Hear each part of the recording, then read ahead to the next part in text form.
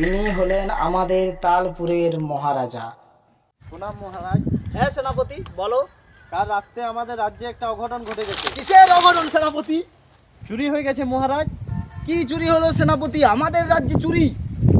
হ্যাঁ মহারাজ। কোথায় সেই চোর? আমার রাজ্যে চুরি? এক্ষুনি সেই চোরকে আমার দরবারে পেশ করা হোক।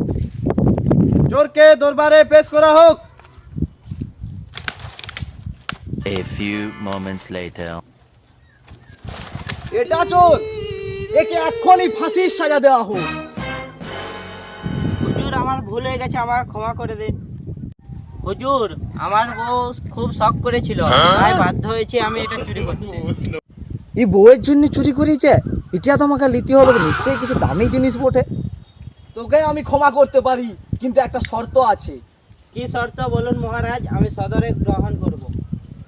তুই যেটা চুরি করেছিস সেটা আমার রানীর জন্য, আমায় দান কর তুই। হ্যাঁ হুজুর, এক্ষুনি দিচ্ছি। No, no, no, no.